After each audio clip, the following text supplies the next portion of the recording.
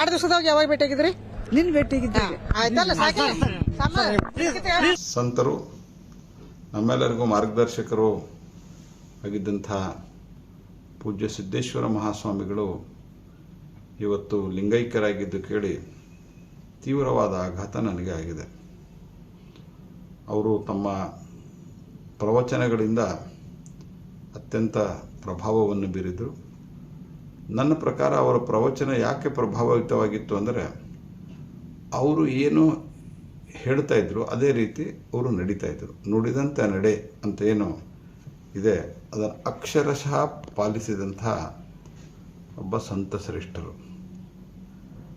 ಹಾಗಾಗಿ ಅವರ ಸಾನ್ನಿಧ್ಯದಿಂದ, ಅವರ ಸಾಮೀಪ್ಯದಿಂದ ಹಲವರ ಜೀವನದಲ್ಲಿ ಪಾಸಿಟಿವ್ ಆದಂಥ ಬದಲಾವಣೆಯನ್ನು ಕಂಡಿದ್ದಾರೆ. ತಮ್ಮ ದುಶ್ಚಟಗಳನ್ನು ಬಿಟ್ಟು ಒಳ್ಳೆಯ ಮನುಷ್ಯರಾಗಿ ಬದುಕಿದ್ದಾರೆ.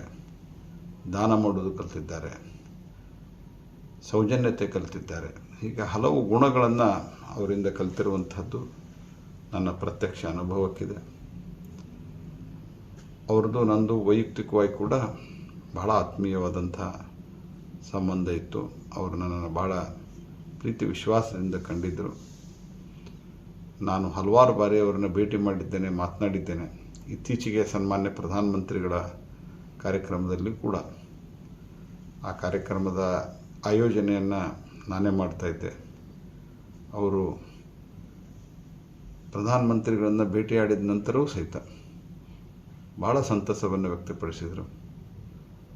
ಅವರು ಭಾಷಣದಲ್ಲಿಯೂ ಹೇಳಿದರು ಮತ್ತು ನನಗೆ ವೈಯಕ್ತಿಕವಾಗಿ ಹೇಳಿದರು.